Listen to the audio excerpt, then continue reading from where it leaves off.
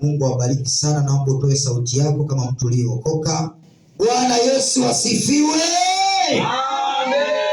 Haleluya. Makofi na vigelegele kwa Bwana Yesu. Amen. Haleluya.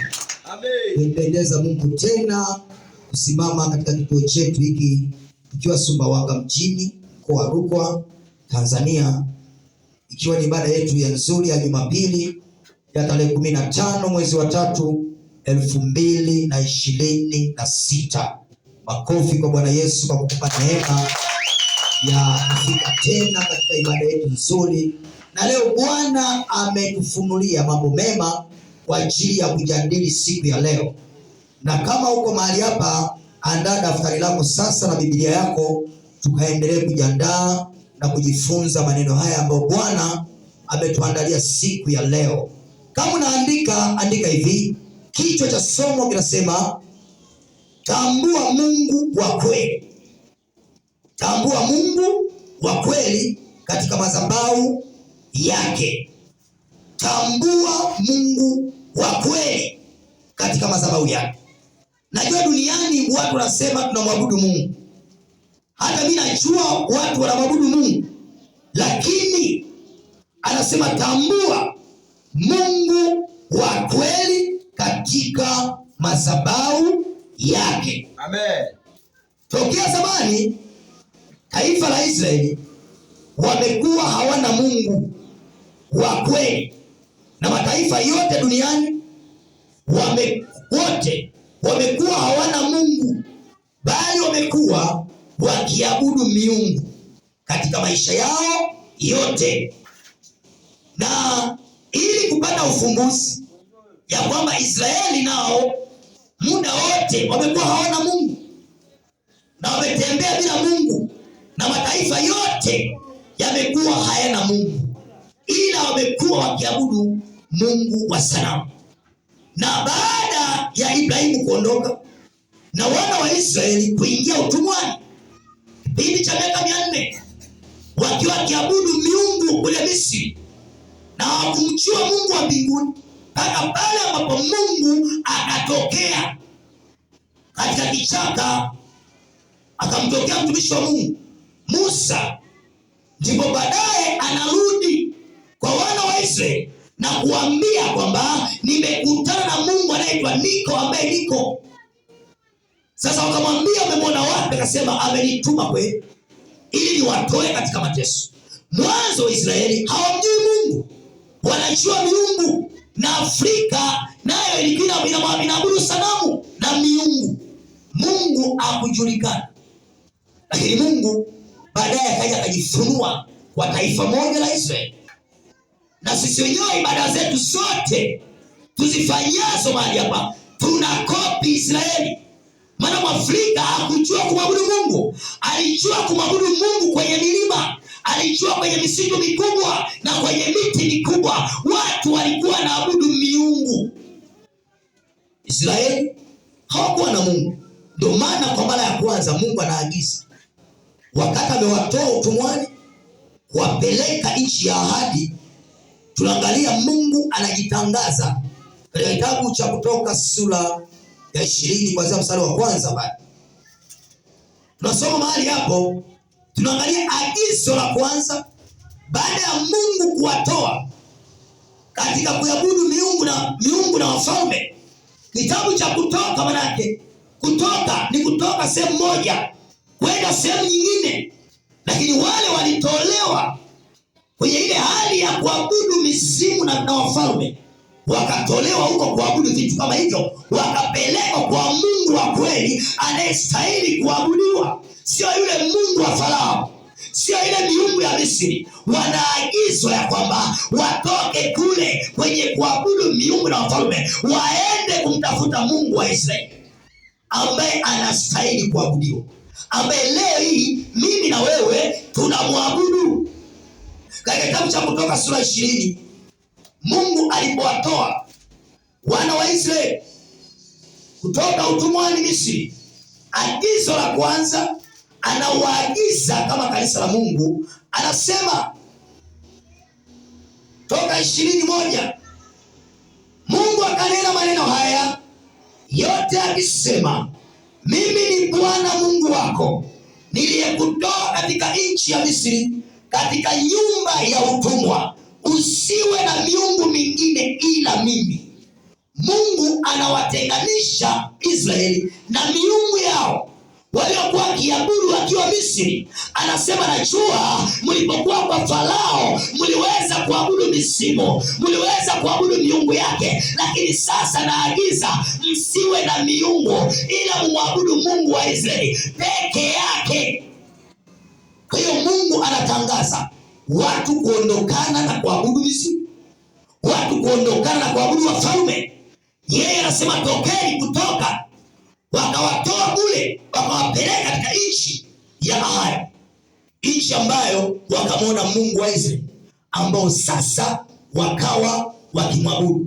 Naye anatangaza, usiwe na miungu mingine ila mimi. Usijifanyie sanamu ya kuchonga wala mfano wa kitu chochote kilicho juu mbinguni wala kilicho chini wala kilicho majini duniani. Usivisujudie wala kuvitumikia, kwa kuwa mimi Bwana Mungu wako ni Mungu mwenye wivu. Kwa hiyo Mungu ana wivu, hapendi mtu amwabudu Mungu aabudu na sanamu. Kwa hiyo Mungu anasema kuna watu duniani, kabla ya Mungu kujifunua, kabla ya Mungu kujitangaza duniani, tayari kuna watu walikuwa wamechonga miti, walikuwa wamechonga miungu yao ya shaba wakiabudu. Na ndio maana wana wa Israeli, kwa kuwa Mungu alikuwa amejifunua kwao, hawakumuelewa. Walipofika kule jangwani, Musa alipoondoka mlimani kwenda kumwabudu Mungu, wao wakatengeneza ndama pale jangwani, wakaanza kuiabudu. Lakini amri inakataza usifanye chochote kilichochongwa duniani, wala kufananisha kitu kilicho mbinguni na kilicho chini ya dunia.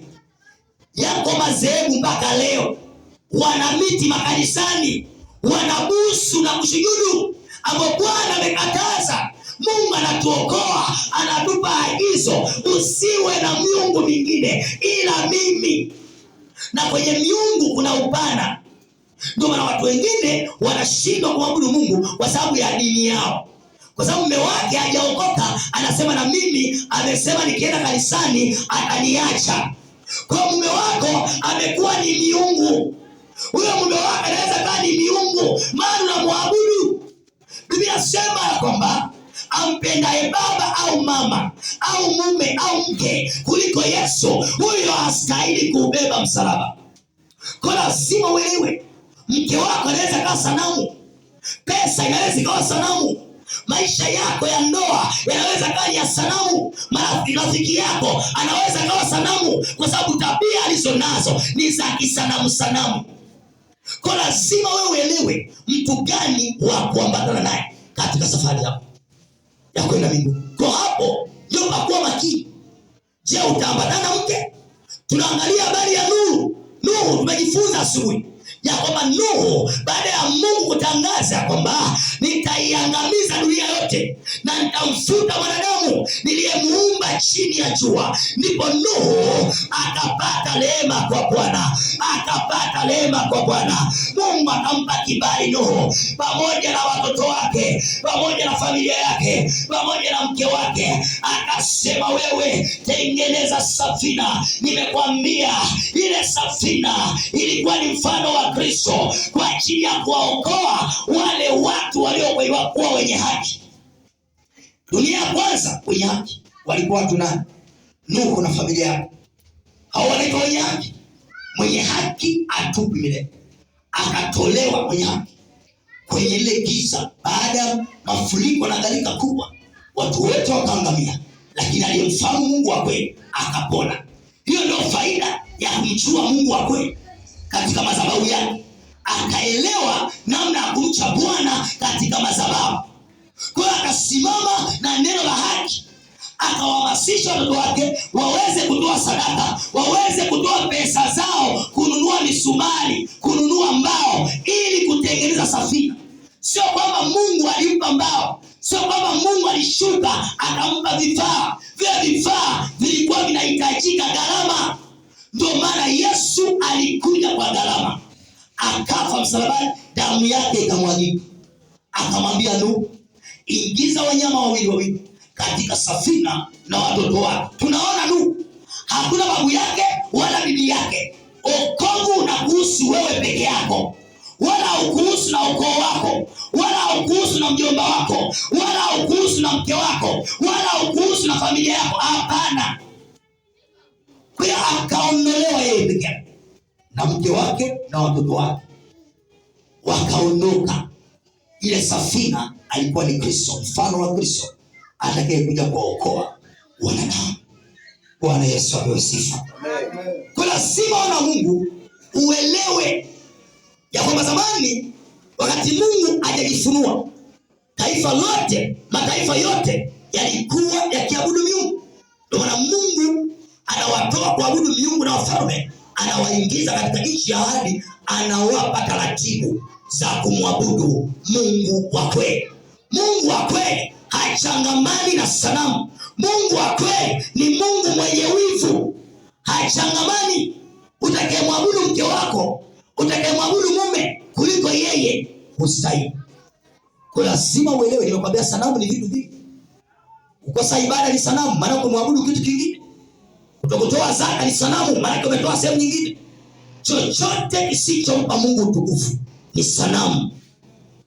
Kwa lazima uelewe, sio lazima uchonge mtu. Unajua watu wanajua kuchonga mtu kaweka madhabahuni ndio sanamu hiyo. Nao wako waliona miti madhabahuni, wanabusu mti. Wakati Bwana hapa anakataza kwenye ibada yake sahihi, anasema usichonge mfano wa kitu kilicho juu mbinguni wala kilicho chini ukavishuhudia. Anasema hayo ni machukizo kwa Bwana. Na Mungu ana wivu, anasema nitakuharibu.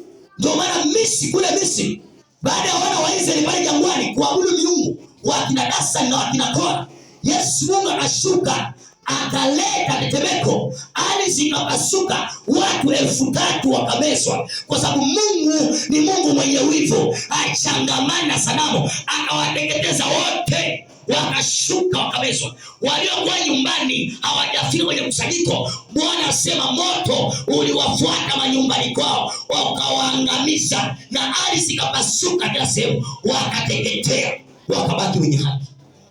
Kwa hiyo Mungu wa kweli ana taratibu zake na kanuni zake. Ukiamua kumwabudu Mungu wa kweli, lazima ukae katika maelekezo yake. Zaidi sana watu wa leo hawapendi Mungu wa kweli, wanapenda Mungu asiye na sheria. Kwa lazima uelewe ya kwamba haya mambo yamebebwa duniani na watu wanaishi hivyo. Watu wanaishi bila Mungu. Watu wanaishi hivyo wakifuata maagizo ya wanadamu, wala hawafuati Bwana anavyosema. Kitabu cha mambo ya Walawi sura ya 2, mambo ya nyakati sura ya 2, mambo ya nyakati wa 2, ile sura ya 15 mstari wa 1 hadi wa 7. Ndipo Roho wa Bwana